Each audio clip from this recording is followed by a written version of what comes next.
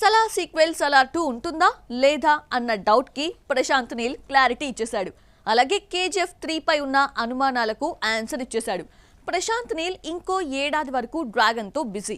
ఆ తర్వాత డైరెక్ట్ చేసే సినిమా ఏంటో చూసేద్దామా?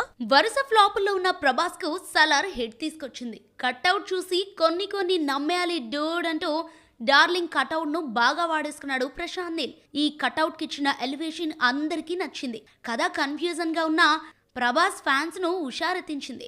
సలార్ హిట్ కావడంతో సలార్ 2 ను వెంటనే మొదలు పెట్టేస్తున్నట్టు దర్శకుడు చెప్పినా వర్కౌట్ కాలేదు.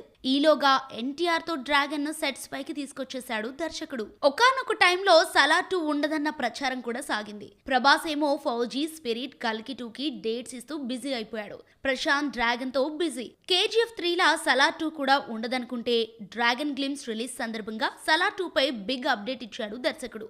డ్రాగన్ తర్వాత సలార్ 2 సెట్స్ పైకి వస్తుందని చెప్పడంతో డార్లింగ్ ఫ్యాన్స్ ఫిదా అయిపోయారు. సలార్ 2 ఇంకా సెట్స్ పైకి రాకముందే హైప్ క్రియేట్ చేస్తూ ఎలివేషన్ ఇచ్చాడు ప్రశాంత్ నీల్. తను వర్క్ చేసిన బెస్ట్ స్క్రిప్ట్స్ లో సలార్ 2 ఒకటన్నాడు.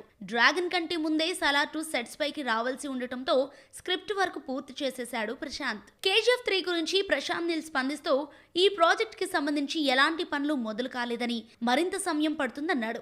Dragon 2027 June 11న విడుదలవుతోంది.